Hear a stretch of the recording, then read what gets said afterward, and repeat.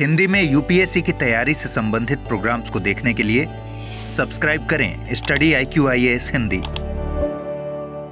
नमस्कार, बहुत बहुत स्वागत है आप सभी का स्टडी IQ-IAS हिंदी में। मेरा नाम है अतुल जैन।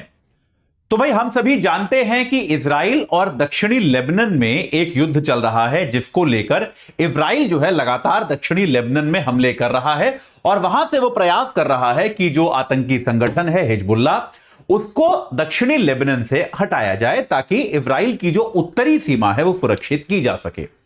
हम ये भी जानते हैं कि अंतर्राष्ट्रीय स्तर पे इस पूरे ऑपरेशन की, इस पूरी प्रक्रिया की आलोचना की जा रही है।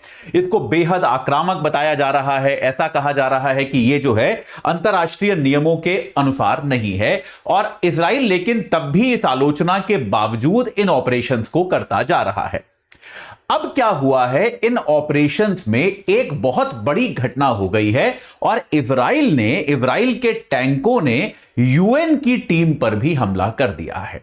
संयुक्त राष्ट्र की टीम पर हमला होने का एक मामला जो है वो इजराइल के, माफ कीजिएगा, लेबनान के नाकुरा शहर से एक मामला सामने आया है, जहां पर एक यूएन की एक टीम थी। उस टीम पर भी यहां पर इजराइल की सेना ने टैंक से हमला कर दिया। ऐसा मामला सामने आया है जिसमें दो यूएन के जो कर्मी थे, दो यूएन के राहत दल के जो कर्मी थे, उनको चोट लगी है और वो अस्पताल में गए हैं। ये क्या मामला है, ये मामला इतना गंभीर क्यों है और दुनिया का इस पर क्या रिएक्शन आया है, ये मैं आपको अगले 5 मिनट में बताऊंगा। लेकिन उसके पहले आपको बता दूं कि 2025 और 2026 के हमारे जो P2I बैचेस हैं वो शुरू हो रहे हैं आज शाम 6 बजे से, याद रखिएगा। तो भाई, आप अगर 2025 या 26 में एग्जाम देने वाले हैं तो AJ लाइव कोड लगा के क्रमशः 20,000 और 30,000 रुपए में इन दोनों बैचेस से जुड़ सकते हैं। 27 वाला बैच जो है हमारा वो शुरू हो चुका है 8 तारीख से ऑलरेडी, तो आप AJ लाइव कोड लगा के इस बैच से भी जुड़ सकते हैं। ये बैच जो है आपको ये इसमें अभी इंट्रो क्लास भी चल रही है, ऐसा बहुत ज्यादा मिस हुआ नहीं है। AJ लाइव कोड लगा के आप इससे भी जुड़ सकते हैं। तो जिस भी वर्ष आप एग्जाम दे रहे हैं, 2025, 2026, 2027, आपके पास तीनों में से किसी से भी जुड़ने का विकल्प जो है बाकी है। आप उससे तुरंत जुड़िए और अपनी तैयारी को एक सही आकार प्रदान कीजिए। चलिए, अब एक बार समझने की कोशिश करते हैं कि यह मामला क्या है। देखिए, दुनिया में युद्ध बहुत बार हुए हैं, बहुत बार होते रहते हैं, लेकिन उन युद्धों में कुछ नियम होते हैं। हालांकि इजराइल ने, जैसा कि मैंने आपको पहले भी बताया, गाजा के युद्ध में भी इन नियमों का कई बार उल्लंघन किया। अब जैसे स्कूलों पर बमबारी नहीं की जाती, अस्पतालों पर बमबारी नहीं की जाती, इजराइल ने पहले भी इन नियमों की परवाह नहीं की है। लेकिन तब भी एक नियम जिसका पालन इजराइल ने भी अब तक किया था वो ये था कि संयुक्त राष्ट्र की टीम जो है, यूएन की टीम को पर बमबारी जो है वो आमतौर पर नहीं की जाती। यूएन की टीम पर किसी भी प्रकार की बमबारी जो है वो एक अनुचित चीज मानी जाती है। यह माना जाता है कि यूएन किसी एक देश का नहीं है। यूएन की जो पीस कीपिंग फोर्स भी जो है वो किसी एक देश की नहीं है, वो एक अंतर्राष्ट्रीय संपदा है। जिस गाड़ी पर बड़ा बड़ा यूएन लिखा होता है, इसलिए आप देखेंगे यूएन की गाड़ियां जो होती हैं उनके ऊपर नीला पेंट किया जाता है, बड़ा बड़ा यूएन लिखा जाता है। उनके हेलमेट नीले रंग के होते हैं ताकि सबको पता रहे कि ये गाड़ियां यूएन की हैं, ये अड्डे यूएन के हैं और उन पर कोई हमला ना करे। तो हुआ क्या, साउथ लेबनान में, दक्षिणी लेबनान में एक नाकुरा नाम का शहर है। वहां पर क्या हुआ, इजराइल की सेना ने क्या किया, IDF ने, जो इजराइल की सेना है, उन्होंने टैंक से एक UNIFIL पर हमला कर दिया। UNIFIL जो है ये क्या है, ये आपको बता देता हूं। UNIFIL क्या है, United Nations interim force in Lebanon, यानी कि संयुक्त राष्ट्र की लेबनान में अंतरिम सेना। संयुक्त राष्ट्र की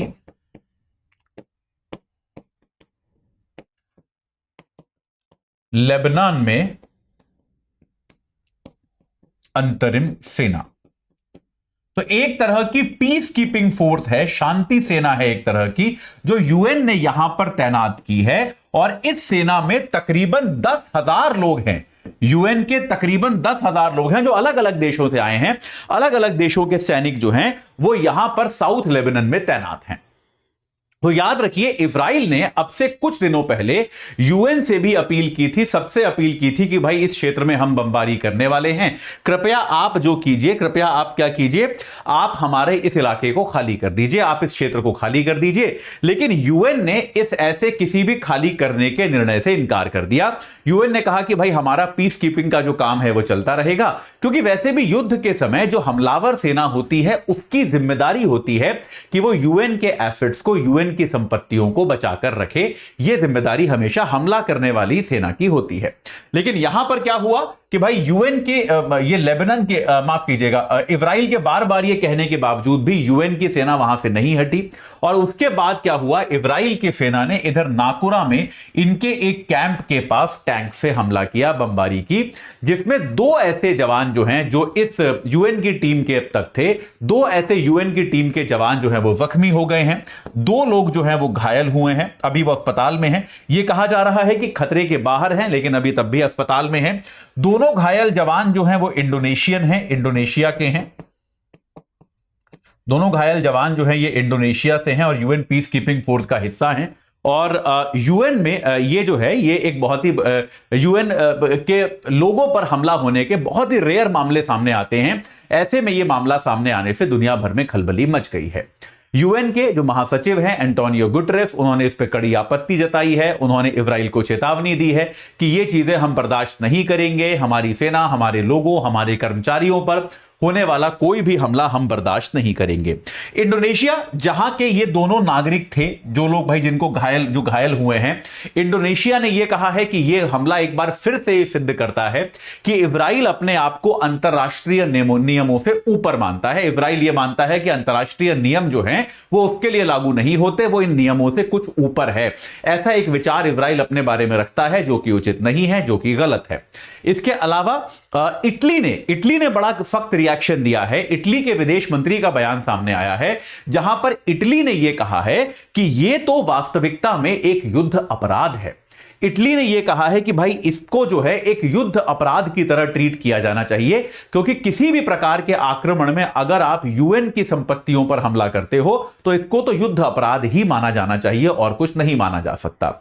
संयुक्त राष्ट्र अमेरिका ने भी यूएसए ने भी इस मामले पर गहरी चिंता जताई है। उन्होंने इजराइल से आग्रह किया है कि आप इस पर भाई एक संयम रखें, नियंत्रण रखें, ये चीजें नहीं की जानी चाहिए। और यूएस ने कहा है कि इस पर हम नजर रखेंगे और इस मामले को लेकर गहरी चिंता जताई है। स्पेन ने भी इस हमले की आलोचना की है। तो अब तक एक विश्वव्यापी आलोचना इस मामले की हो रही है। अब यहां पर देखने वाली बात यह होगी, जैसा आपको मैंने पिछले कई दिनों में बहुत बार पढ़ाया है, कि धीरे धीरे यूएन की जो महत्ता है वो घटती जा रही है। आप जानते हैं यूएन के महासचिव को इजराइल ने पर्सोना नॉन ग्रेटा डिक्लेयर कर दिया है, एक अवांछित व्यक्ति तक घोषित कर दिया है। तो सवाल यह उठता है कि क्या इस प्रकार के हमले अगर यूएन के लोगों पर होंगे तो क्या यूएन उसके खिलाफ कुछ कर पाएगा, कुछ सख्त कदम उठा पाएगा, या फिर यूएन अभी भी कुछ नहीं कर पाएगा? क्योंकि यूएन अगर अभी भी कुछ नहीं कर पाया तो निश्चित तौर पर यूएन की जो प्रासंगिकता है, यूएन की जो शक्ति है, उसको लेकर निश्चित तौर पर सवाल उठेंगे, इसमें कोई संदेह नहीं है। तो ये देखने वाली बात होगी। आने वाले दिनों में हमको पता चलेगा कि इस तरह के हमलों पर यूएन क्या कार्रवाई करता है, या फिर अंतर्राष्ट्रीय समुदाय जो है वो इस तरह के हमलों से किस प्रकार से निपटने का प्रयास करता है। तो ऐसा जब भी होगा मैं आपको बताऊंगा, लेकिन अभी के लिए बस इतना ही। जाते जाते आपको एक बार फिर बता दूं कि भाई 2025, 26, 27 तीनों में से किसी भी वर्ष आप यूपीएससी का एग्जाम देने वाले हो, आप एजे लाइव कोड लगा के हमारे बैच से जुड़ सकते हैं और अपनी तैयारी को जल्दी से एकदम ऑर्गेनाइज तरीके से शुरू कर सकते हैं। तो यह मौका चूकिए मत, एजे लाइव कोड लगा के इन बैचेस से आज ही जुड़िए। इस चर्चा से जुड़ने के लिए आप सभी का बहुत बहुत धन्यवाद। हिंदी में यूपीएससी की तैयारी से संबंधित प्रोग्राम्स को देखने के लिए सब्सक्राइब करें स्टडी IQ IAS हिंदी।